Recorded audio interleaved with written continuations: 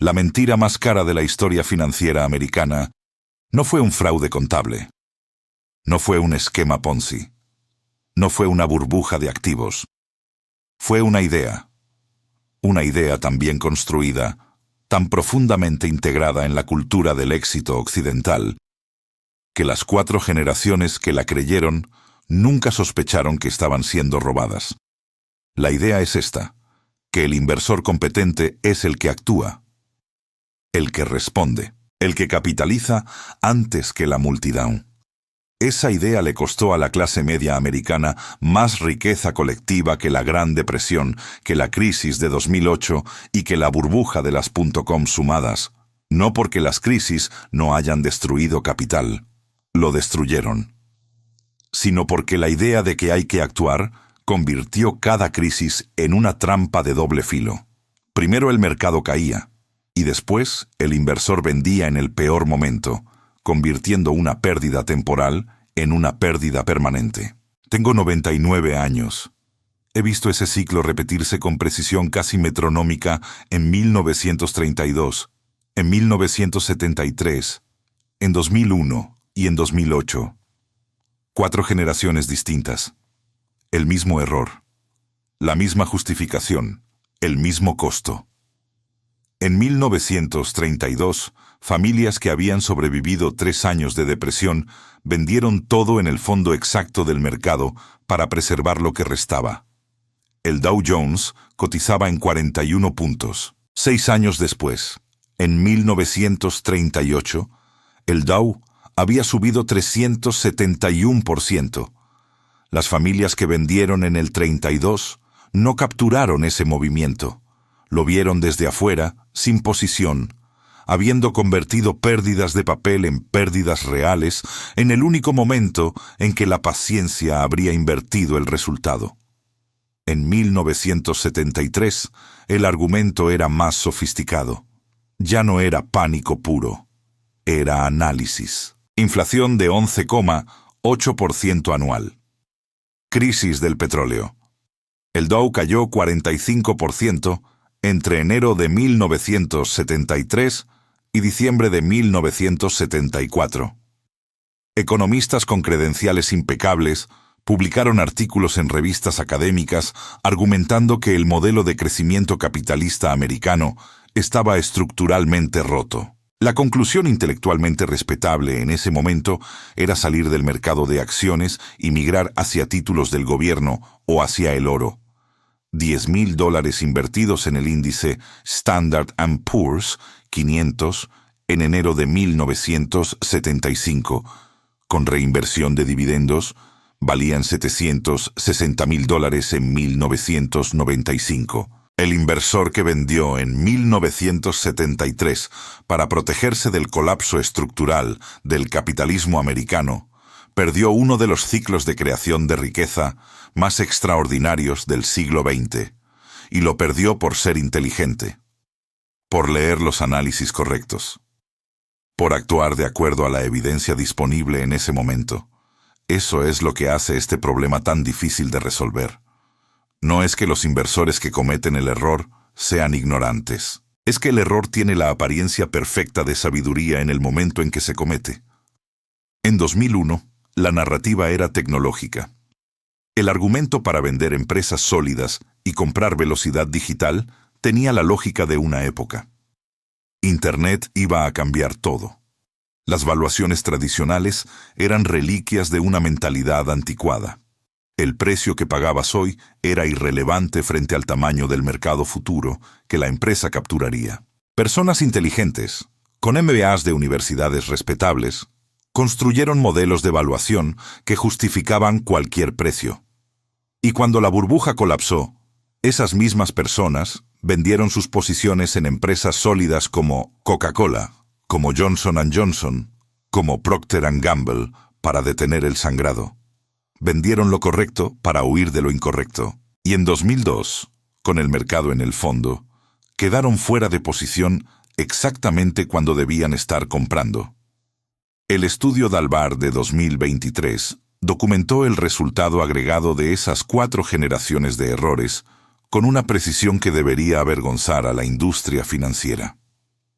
el inversor promedio americano obtuvo 3,9% anual en los últimos 30 años. El índice Standard & Poor's 500 retornó 10,2% anual en el mismo periodo. La diferencia es 6,3 puntos porcentuales al año. Eso no suena devastador hasta que calculas lo que significa sobre capital real. $50,000 invertidos por 30 años al 10,2% se convierten en $873,000. Los mismos 50,000 al 3,9% se convierten en $165,000. La diferencia es $708,000. $708,000 que no desaparecieron por incompetencia intelectual, desaparecieron por exceso de acción, por hacer exactamente lo que la cultura financiera americana enseña que se debe hacer: responder, adaptar, capitalizar oportunidades. Ahora quiero que conozcas a un hombre. Lo voy a llamar Robert. En 1990, Robert tenía 35 años, $40,000 ahorrados después de una década de trabajo disciplinado, inteligencia claramente por encima del promedio y acceso diario al Wall Street Journal. Leía análisis macroeconómicos. Seguía las decisiones de la Reserva Federal. Entendía los fundamentos de la recesión de 1991 que se aproximaba. Por cualquier métrica razonable, Robert era un inversor informado. Y precisamente porque era informado, actuó. Vendió sus posiciones antes del crash. Esperó el fondo. Intentó reentrar en el momento correcto. Entre 1990 y 2010, Robert promedió 7 transacciones por año. Cada una de ellas justificada por análisis que en el momento parecía impecable. El problema de Robert no era la inteligencia. Era una confusión fundamental que Benjamin Graham articuló en 1949 y que la mayoría de los inversores individuales nunca comprende realmente: la diferencia entre información y ventaja. Toda noticia que Robert leía en el Wall Street Journal había sido procesada horas antes por cientos de fondos con supercomputadores, equipos de analistas trabajando 80 horas semanales y acceso a datos que el inversor individual nunca verá. Cuando la información llega al titular del periódico, ya está reflejada en el precio. El mercado de corto plazo es, como Graham describió, una máquina de votación, irracional, emocional, influenciable por narrativa. El mercado de largo plazo es una máquina de pesaje. Pesa el valor real de los negocios con una precisión implacable a lo largo del tiempo. Robert jugaba en la máquina de votación convencido de que operaba en la balanza. $40,000 invertidos en el índice Standard & Poor's 500 en enero de 1990, sin ningún movimiento, valían $1,089,000 en diciembre de 2023. Crecimiento de 2.622% a una tasa compuesta de 10,3% anual. Robert, con sus 7 transacciones anuales, sus stops de pérdida, sus rotaciones tácticas de sector, sus salidas preventivas antes de reportes trimestrales, obtuvo 5,1% anual. Sus $40,000 se convirtieron en $209,000. La diferencia entre Robert y la inacción es $880,000. No es la diferencia entre rico y pobre en términos de origen. Es la diferencia entre quien se movió y quien no se movió, con el mismo capital inicial, en el mismo periodo, en el mismo mercado. Pero si Robert era inteligente, si tenía acceso a información, si sus decisiones eran racionales en el momento en que las tomaba, ¿por qué no pudo simplemente quedarse quieto? ¿Por qué la inacción, que en retrospectiva parece tan obvia, es tan imposible de sostener en tiempo real? La respuesta no está en la falta de disciplina, está en la arquitectura del cerebro humano, y en cómo esa arquitectura interactúa con un entorno informacional que fue diseñado, no accidentalmente, para producir exactamente el comportamiento que destruye riqueza. Existe un cálculo que 99% de los inversores nunca hacen. No porque sea matemáticamente complejo. Es aritmética de escuela secundaria, pero porque el resultado es tan perturbador que el cerebro desarrolla mecanismos activos para evitar confrontarlo. El cálculo es este. ¿Cuánto cuesta, en dólares concretos, estar fuera del mercado en los mejores días? Un estudio de JP Morgan, replicado con datos públicos del índice Standard & Poor's 500 entre 1993 y 2022, 30 años de datos verificables, produjo los siguientes números. $10,000 invertidos y mantenidos sin interrupción por 30 años se convirtieron en $174,000, a 10,5% anual compuesto. Si ese mismo inversor perdió únicamente los 10 mejores días de esos 30 años, 10 días en 7,500 días de mercado, su resultado fue $78,000. Si perdió los 20 mejores días, $42,000. Si perdió los 30 mejores días, $24,000. 30 días representan 0,4% del tiempo total, y esos 30 días explican 86% del retorno acumulado en 3 décadas. Ahora viene la parte que convierte este número en una trampa estructural. Los mejores días del mercado no ocurren en periodos de calma. Ocurren casi invariablemente durante o inmediatamente después de los periodos de mayor pánico. El 19 de octubre de 1987, el Black Monday, el mercado cayó 22,6% en un único día. El mayor crash porcentual de un solo día en la historia americana. Los 3 mejores días de recuperación de ese año ocurrieron en las 2 semanas siguientes. En marzo de 2009, en el fondo de la crisis financiera global, el Standard & Poor's subió 7% en un único día. En marzo de 2020, durante el colapso inicial por la pandemia, el índice registró 3 de sus 12 mejores días de todo el siglo XXI en un período de 10 días. El inversor que sale del mercado en los momentos de pánico, exactamente cuando la psicología grita que hay que salir, es el mismo que pierde los días de recuperación violenta que construyen la mayor parte del retorno compuesto a largo plazo. No es mala suerte, es mecánica. Salir en el pánico y perder la recuperación no son 2 eventos independientes, son el mismo evento visto desde 2 ángulos. El pánico es la puerta de entrada al error. La recuperación perdida es el costo que nadie calcula porque ya no está mirando. Pero la acción tiene un segundo costo que opera por debajo del radar. Cada transacción genera fricción, impuestos sobre ganancias de capital, diferencial entre precio de compra y venta, comisiones de corretaje. Terrance Odean, de la Universidad de California en Berkeley, analizó 66.465 cuentas de inversores individuales entre 1991 y 1996 y publicó los resultados en la American Economic Review. Los 20% de inversores más activos obtuvieron 11,4% bruto anual, pero solo 7,1% neto. Los 20% menos activos obtuvieron 18,5% bruto y 18,3% neto. La actividad destruyó 4,3 puntos porcentuales al año. En 20 años, sobre $100,000, eso es la diferencia entre $1,140,000 y $337,000.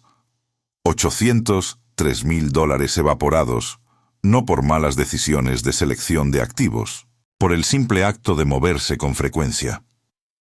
¿Por qué entonces, con décadas de evidencia empírica publicada en las revistas académicas más rigurosas del mundo, con los números disponibles para cualquier persona con acceso a Internet, El 80% de los inversores individuales continúa comportándose exactamente de la manera que los datos demuestran que destruye riqueza. En 1979, Daniel Kahneman y Amos Tversky publicaron un paper en la revista Econométrica que respondió esa pregunta con una precisión que eventualmente le valió a Kahneman el Premio Nobel de Economía en 2002. El paper se llamó Teoría del Prospecto, y lo que demostró cambió permanentemente la comprensión de la irracionalidad humana. El hallazgo central es este: los humanos sienten la dor de una pérdida aproximadamente 2,5 veces más intensamente que el placer de una ganancia equivalente. Perder $1,000 duele neurológicamente como ganar $2,500 satisface. No es debilidad de carácter. No es falta de educación financiera. Es arquitectura neural. El mismo mecanismo que hizo que nuestros ancestros priorizaran evitar predadores sobre buscar comida. En la sabana africana, esa asimetría era supervivencia. En el mercado financiero, es autodestrucción estadística documentada. Aplica esto a un portafolio que cae 20%, como ocurrió en 1973, en 1987, en 2000, en 2008 y en 2020. La pérdida de 20% sobre $100,000 es $20,000 reales. Pero la experiencia psicológica que genera esa pérdida equivale, según la teoría del prospecto, al dolor de perder $50,000. El cerebro no procesa porcentajes, procesa sensaciones, y la sensación grita con una urgencia que no distingue entre predador y volatilidad de mercado. Actúa, muévete, sal, preserva lo que queda. Cada día que mantienes la posición en caída es un día de sufrimiento activo. Cada titular negativo amplifica la señal. El entorno informacional completo, la televisión financiera, los vecinos que también están sufriendo, los analistas de turno que construyen narrativas de colapso inminente, todo valida y amplifica el impulso de hacer exactamente lo que destruye el resultado a largo plazo. Warren y yo observamos ese patrón repetidamente. En 1973, compramos Washington Post por $10,6 millones. El mercado decía que la empresa estaba destruida por la crisis del Watergate, combinada con la recesión más severa en décadas. Mantuvimos esa posición durante 11 años sin vender, mientras las tasas de interés americanas explotaban hasta 20% en 1980, y el argumento para vender se renovaba cada trimestre con nueva urgencia. En 1984, esa posición valía $149 millones, un múltiplo de 14 veces en 11 años, equivalente a 26% anual compuesto. La decisión inteligente no fue comprar Washington Post en 1973. Cualquier analista razonablemente competente podía ver el valor intrínseco de ese negocio. La decisión difícil fue no vender durante los 11 años siguientes, cuando cada argumento racional del momento sugería que ya era suficiente, que era momento de realizar las ganancias, que el ciclo había terminado. Existe un segundo sesgo que Kahneman y Tversky documentaron, y que opera en dirección opuesta al miedo a la pérdida, pero produce el mismo resultado destructor. Lo llamaron exceso de confianza calibrado. Los humanos sobreestiman sistemáticamente su capacidad de predecir eventos futuros, especialmente en dominios donde han recibido retroalimentación limitada y donde la complejidad del sistema supera cualquier modelo mental individual. El mercado financiero es el entorno perfecto para que ese sesgo se exprese con máxima intensidad y máximo costo. Odean publicó en 2001 un estudio específico sobre diferencias de género en comportamiento inversor, con datos de 35,000 hogares americanos entre 1991 y 1997. Los hombres realizaron 45% más transacciones que las mujeres en el mismo periodo. El resultado: los hombres obtuvieron 2,65 puntos porcentuales menos de retorno anual que las mujeres. La confianza adicional no produjo análisis superior, produjo actividad superior, y la actividad superior produjo resultado inferior.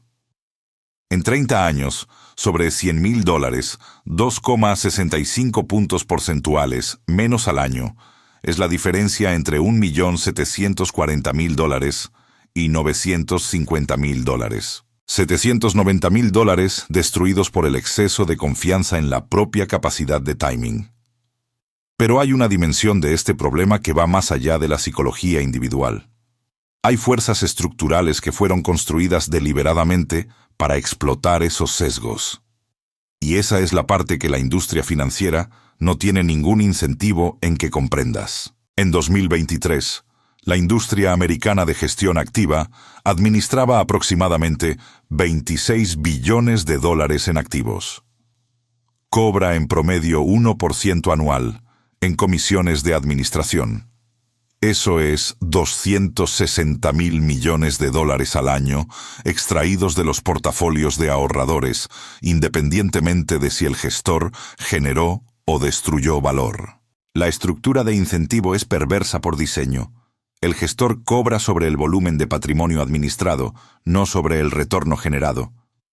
Un gestor que mantiene todo quieto y supera al índice no tiene narrativa que vender. Un gestor que rota sectores, que construye tesis tácticas, que presenta reuniones trimestrales con gráficos de asignación estratégica. Ese gestor tiene un producto que puede distribuir en bancos, que puede empaquetar para el cliente de clase media, que no tiene manera de verificar si la narrativa corresponde a la realidad. El S&P Global publica anualmente el reporte SPIVA, que compara el desempeño de fondos activos contra sus índices de referencia con datos verificables. En 2022, 92,2% de los fondos americanos de acciones de gran capitalización quedaron por debajo del Standard & Poor's 500 en un período de 20 años. En 15 años, 88%. En 10 años, 85%. Estos no son números de un estudio académico con muestra pequeña. Son la totalidad del universo de fondos activos americanos con datos suficientes para ser evaluados. La conclusión no es que los gestores son incompetentes, es que el mercado americano de gran capitalización es suficientemente eficiente para que la ventaja de selección no compense el costo de la actividad más las comisiones. Y la clase media americana pagó $260,000 millones en 2023 para obtener resultado inferior al que habría obtenido comprando un fondo índice de 0,03% de comisión anual y no tocando más nada. Cuando John Bogle lanzó el primer fondo índice público americano con Vanguard en 1975, fue ridiculizado por la industria. Le llamaron el fondo de Bogle, el antiamericano, porque sugería que los inversores individuales no deberían intentar superar al mercado, sino simplemente igualar su retorno. $10,000 invertidos en ese fondo en 1975, sin ningún movimiento, valían $1,090,000 en 2023. El gestor activo promedio, con los mismos $10,000, generó $420,000 en el mismo período después de comisiones. La diferencia de $670,000 no es abstracción académica. Es la diferencia entre una jubilación digna y una jubilación dependiente. Es el costo concreto, en dólares reales, de haber elegido la narrativa sofisticada sobre la matemática simple. Mi padre era abogado en Omaha, en 1930. Sus clientes más ricos no eran los más sofisticados financieramente. Eran los fazendeiros que habían comprado tierra en los años 1890 y simplemente no habían vendido. No porque tuvieran una tesis de inversión elaborada, sino porque la tierra era concreta. No tenía cotización actualizada cada segundo.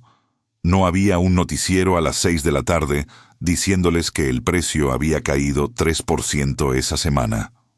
No sentían la volatilidad porque no la veían. El inversor moderno tiene la cotización de su portafolio actualizada en tiempo real en el teléfono. Cada actualización es una invitación al error psicológico. La tecnología que fue vendida como democratización del acceso a los mercados fue, en la práctica, una máquina de producción de errores comportamentales a escala masiva. En 1973, la revista Business Week publicó en su portada la declaración de muerte de las acciones. La inflación americana había llegado a 11,8% anual. El Dow Jones había caído 45% entre enero de 1973 y diciembre de 1974. Economistas con credenciales impecables argumentaban en publicaciones académicas que el modelo de crecimiento capitalista americano estaba estructuralmente roto. El consenso intelectual dominante era inequívoco. El mercado accionario había terminado como instrumento de acumulación de riqueza de largo plazo. Quien vendió en 1973 y migró hacia títulos del gobierno o hacia el oro para preservar capital, hizo lo siguiente. Perdió el período entre 1975 y 1999, cuando el Standard & Poor's 500 multiplicó por 43,7 veces. De 68 puntos a 1.469 puntos, a una tasa compuesta de 15,8% anual durante 25 años. Uno de los mayores ciclos de creación de riqueza en la historia económica americana ocurrió exactamente después del momento en que el consenso intelectual había decretado el fin de las acciones como instrumento de inversión. El inversor que actuó sobre el consenso correcto de 1973 perdió el ciclo incorrecto de 1975 a 1999. Warren y yo hicimos lo opuesto. En 1973, con el mercado en colapso, compramos Washington Post. En 1974, continuamos comprando acciones mientras el consenso vendía. En 1988, cuando el eco de la crisis de 1987 todavía resonaba y el mundo temía una nueva recesión severa, compramos Coca-Cola. Invertimos $1.299 millones entre 1988 y 1994. En 2023, esa posición valía $24.800 millones, un múltiplo de 19 veces en 35 años, equivalente a 10,8% anual compuesto, más dividendos que en la práctica duplicaron el retorno efectivo total. Los analistas de 1988 dijeron que estábamos pagando demasiado por una empresa de bebidas azucaradas en un mundo que se volvía más consciente de la salud. Tenían razón en el análisis de corto plazo. Estaban completamente equivocados en el horizonte que importaba. Ahora, la provocación que conecta todo lo que he construido hasta aquí. Si los datos históricos son públicos y verificables. Si los estudios académicos están disponibles en Internet de forma gratuita. Si los números de la Berkshire aparecen en reportes anuales que cualquier persona puede leer sin costo. Si la matemática del juro compuesto es aritmética de escuela secundaria, ¿por qué la solución no es simplemente implementada por todos? La respuesta tiene dos capas. La primera es psicológica, y ya la examinamos con Kahneman y Tversky. La segunda es matemática, y es la que más me interesa ahora, porque revela algo sobre la naturaleza del tiempo que cambia la comprensión de por qué la paciencia no es simplemente una virtud. Es el mecanismo central de generación de riqueza. Considera este cálculo con atención. $100.000 a 10% anual por 40 años producen $4.525.926. Ese número es conocido. Lo que no se calcula es la distribución interna de ese crecimiento. En los primeros 20 años, ese capital creció de $100.000 a $672.750. Una ganancia de $572.750. En los últimos 20 años, creció de $672.750 a $4.525.926. Una ganancia de $3.853.176. Los últimos 20 años produjeron 6,7 veces más riqueza que los primeros 20 años, con el mismo capital y la misma tasa. No el doble. No el triple. 6,7 veces más. Esto transforma completamente la comprensión del costo de interrumpir el proceso. Cada año que se interrumpe el compuesto en los últimos 20 años de un período de 40, tiene un costo exponencialmente mayor que interrumpirlo en los primeros 20. Cuando alguien vende en pánico a los 55 años, porque el mercado cayó 30%, no pierde el retorno de los próximos 5 años. Pierde el efecto compuesto de los 29 años restantes, que según datos actuariales americanos de 2023, tendrá de vida media hasta los 84 años. Y esos 29 años son exactamente los años donde el compuesto genera la mayor parte de la riqueza total. En la Berkshire, entre 1965 y 2023, el crecimiento del valor por acción fue de 19,8% anual, compuesto durante 58 años. El crecimiento total fue de 4.384.748%. Pero aquí está lo que casi nadie calcula. En los últimos 20 años de ese periodo, de 2003 a 2023, la Berkshire añadió más valor absoluto en dólares que en los 38 años anteriores combinados. El poder del compuesto se manifestó con mayor intensidad en el último 35% del tiempo que en el primer 65%. Cualquier inversor que hubiera salido de Berkshire en 2003, realizando ganancias después de 38 años extraordinarios, habría perdido los 20 años más productivos en la historia de la empresa. Habría tomado la decisión correcta en el momento equivocado, que es otra manera de decir que tomó la decisión equivocada. El compuesto tiene además un enemigo que se disfraza de prudencia.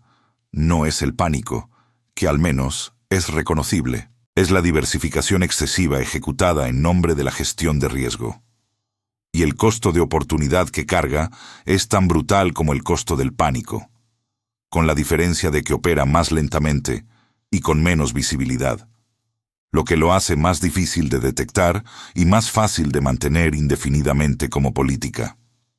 Tengo un experimento mental que uso desde hace décadas para calibrar si alguien comprende realmente el concepto de costo de oportunidad.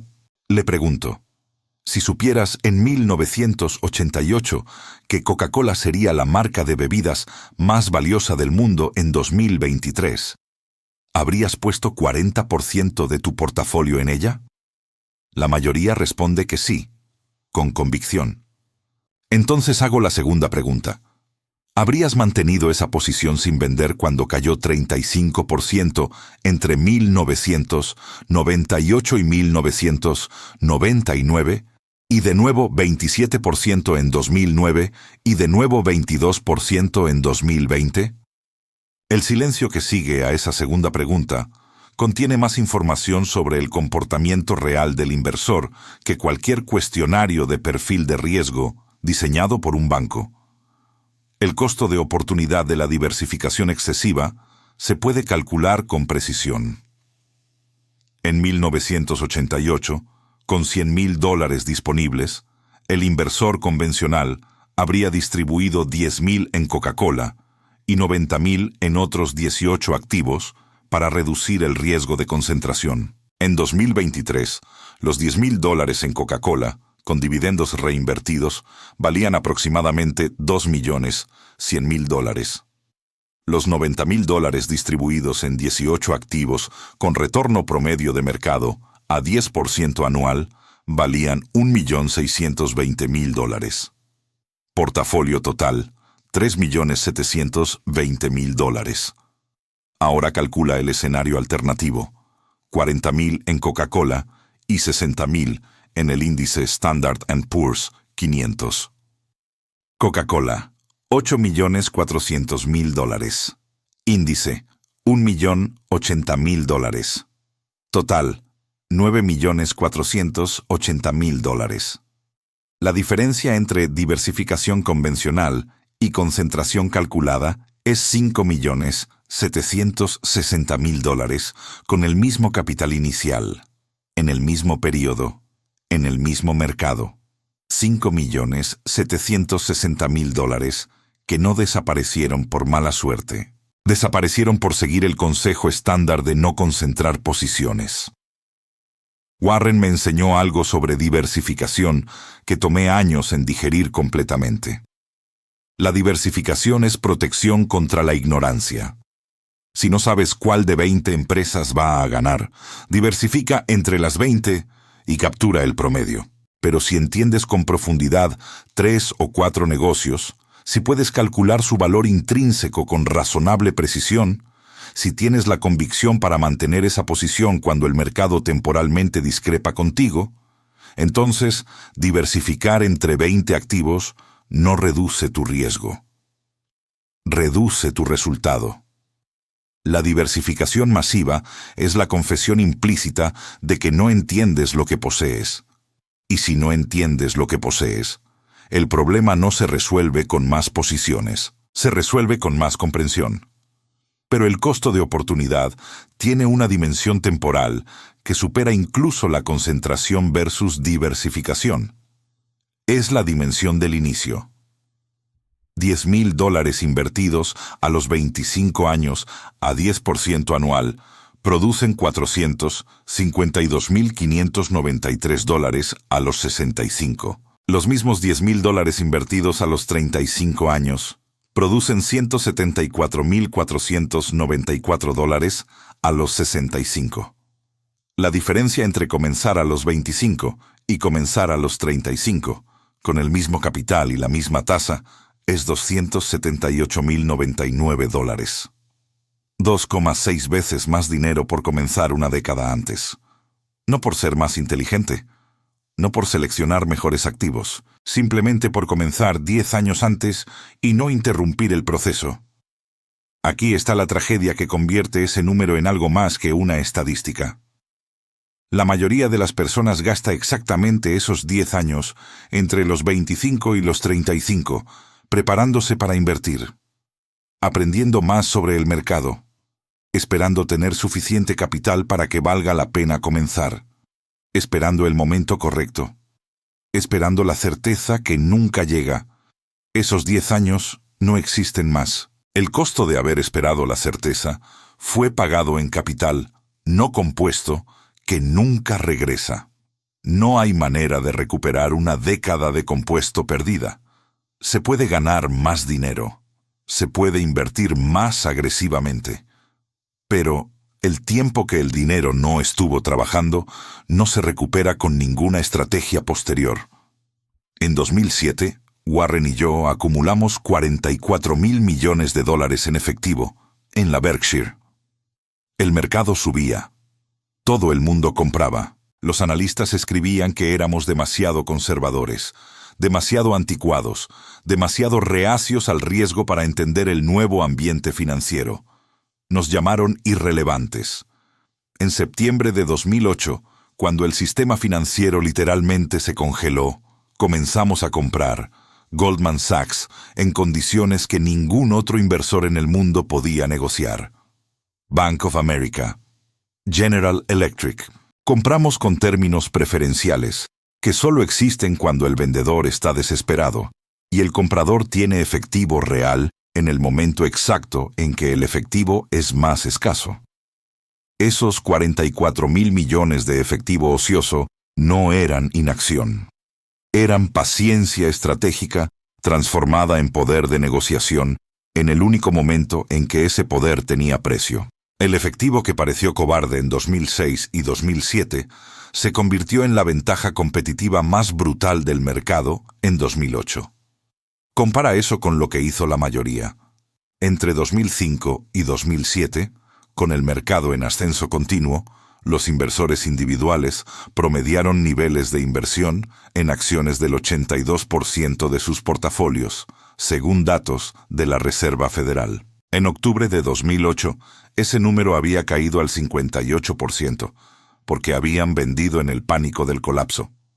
Compraron máximo en el techo, vendieron mínimo en el piso.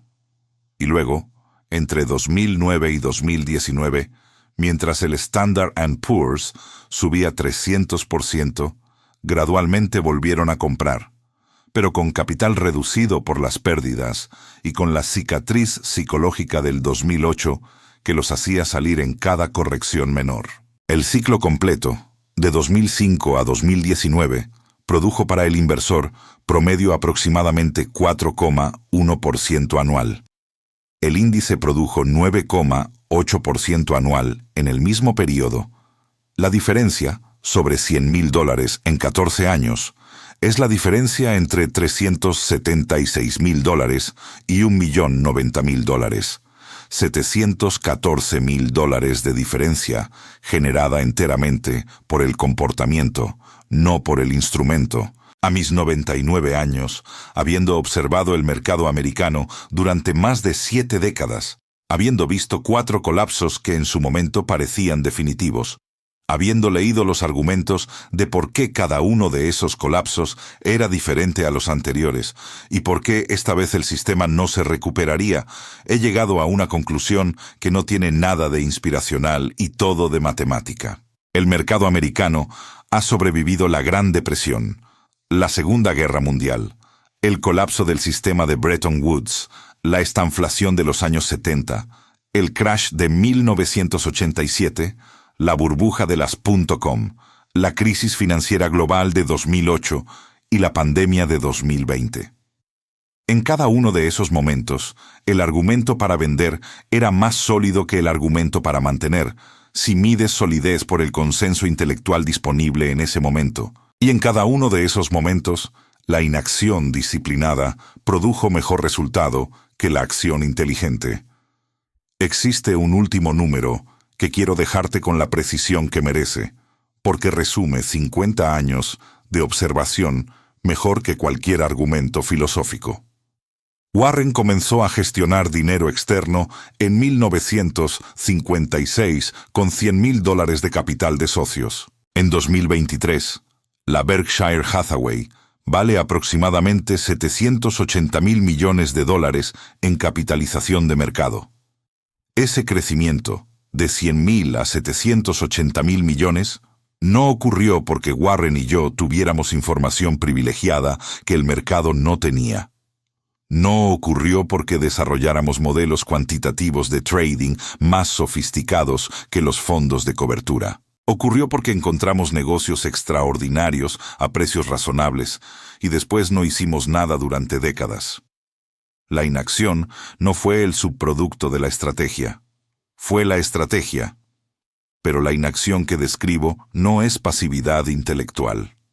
Es la forma más exigente de disciplina que existe en los mercados financieros, precisamente porque opera en contra de todo lo que el cerebro humano fue diseñado para hacer, en contra de todo lo que la cultura financiera incentiva y en contra de todo lo que la industria construyó para explotar. Requiere entender el valor intrínseco de lo que posees con suficiente profundidad para no ser perturbado cuando el mercado temporalmente discrepa. Requiere comprender la matemática del compuesto con suficiente claridad para saber que el costo de salir supera invariablemente el beneficio percibido de evitar volatilidad. Requiere, sobre todo, la capacidad de distinguir entre el ruido de corto plazo que el entorno informacional produce constantemente y la señal de largo plazo que los negocios reales emiten a través de sus ganancias, sus flujos de caja y su posición competitiva acumulada durante décadas.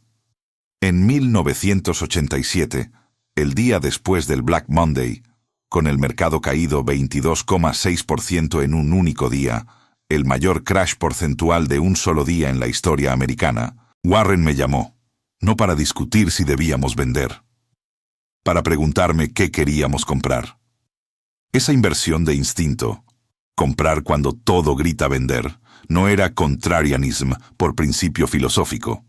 Era la consecuencia lógica de haber calculado el valor intrínseco de los negocios que nos interesaban y haber concluido que el precio ofrecido ese día era extraordinariamente inferior a ese valor. El pánico del mercado no había cambiado la capacidad de Coca-Cola de vender bebidas. No había cambiado la posición competitiva de See's Candies. No había cambiado el valor de los periódicos que poseíamos. Solo había cambiado el precio al que podíamos comprar más de lo mismo. Y un precio más bajo, por el mismo valor, no es una razón para vender.